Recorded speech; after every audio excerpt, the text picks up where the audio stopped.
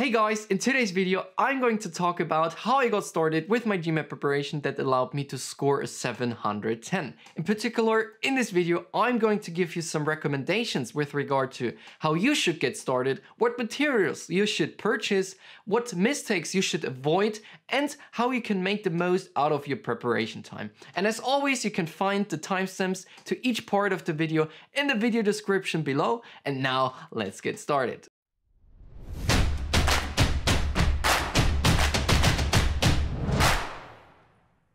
In my view, there's only one viable source for very good GMAT questions out there, and that's the GMAT official guides themselves.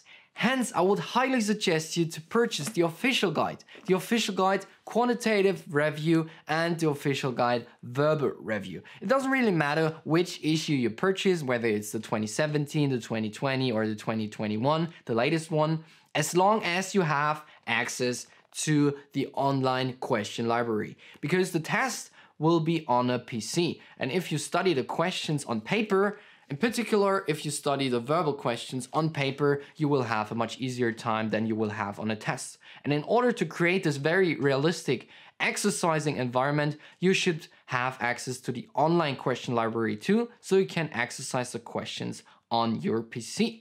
Moreover, I would highly recommend you to purchase these books used and not new. Then you will save a lot of money. I think new, they cost about 40 to 50 bucks. And if you buy them used, then you will save about half the money. Secondly, you should purchase some materials that will help you to refresh and to enhance your quantitative and verbal capabilities. In my opinion, the best source for this issue is the Manhattan Strategic Guide. There are plenty of others, different kinds of book series out there that will help you to prepare for the GMAT test, but in my opinion, this is the best preparation book series. It's very comprehensive, it's concisely written, and it's very easy to understand. So if you want to have a comprehensive guide, the Manhattan Strategic Guide is the best fit for you. If you have already purchased another kind of preparation guide series, for example the Kaplan series, then keep it and don't purchase another one. Those guides are equally good for your preparation, but I think the Manhattan Strategic Guide is slightly above the others. Moreover, in this case, I would highly suggest you to purchase the Strategic Guide used and not new to save a lot of money. And if possible, search on the internet for the ebooks of the Manhattan Strategic Guide. I know that this is not very legal, but if you can find them for free online, then you will save more than 100 bucks. Once you purchase all the materials, you should start by doing the diagnostic test in the official guide. The diagnostic test comprises about 100 questions with different levels of difficulty. These questions will give you a rough estimate of your current baseline of your GMAT performance. After you've accomplished the official guide's diagnostic test, you shouldn't touch the question banks yet. First of all, you should work through your materials. In my opinion, you should work through each book subsequently. In the case of the Manhattan Strategic Guide, there are 7 or 8 books, and you should work through each book first before you touch the question banks again. Once you work through your preparation materials the first time, you can start doing the question banks. I would highly suggest you to do at least 50 and do at max 80 questions per day, and to time each questions in accordance with the GMAT time constraints. This means that for a quant question you have 2 minutes, and for a verbal question you have 1.75 minutes. In total, that's 3 to 4 hours a day. At the beginning, the questions will be very easy in the official guide and will become harder and harder later on. Thus, you will do only a few mistakes at the beginning. However, you should track your mistakes from early on, and you should write them down, each and every mistake. You should learn from every mistake you make. Write down what you did wrong and what you need to learn to prevent you from doing it wrong the next time. I, for example, created in my iPad an overview sheet for every mistake I made. Many people create an Excel sheet. I would highly suggest you to create an Excel sheet too, because my approach wasn't the most viable one.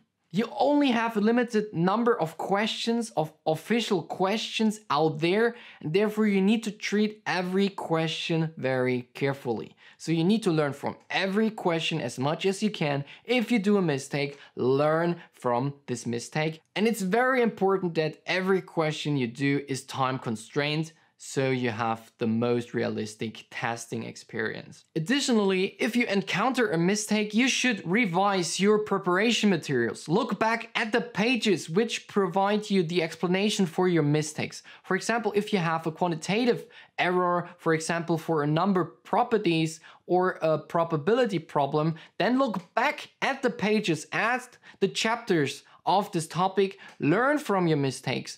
Look up what you did wrong and what you can do right the next time. And now, last but not least, some things you shouldn't do. Things you should avoid doing. First of all, always time your questions. Always set yourself time constraint you will face in the test environment too. Secondly, don't skip any question, and it's very important to write every mistake down and learn from it. Thirdly, you shouldn't stretch your preparation time over a too long time span. Ideally, you prepare 2 to 3 months in full time, 4 to 5 hours a day. The less time you exercise per day and the longer you take to prepare for the GMAT, the less efficient your preparation will become. Therefore, don't stretch your preparation time over a too long time span. Fourthly, don't do bulk learning. Learn every day the same amount. Let's say 3 to 5 hours a day, 15 to 20 hours a week. Don't learn 8 hours on Saturdays and Sundays and then you skip your preparation on Monday till Friday. This will not help you to accelerate and will not help you to advance your GMAT skills. And yeah, that's pretty much it. Please leave me your questions in the comment section below if you have any. And please subscribe to my channel if you want to watch more videos on the GMAT, because I will create at least 2 more videos for advanced tactics. And yeah, thank you for watching. See you next time.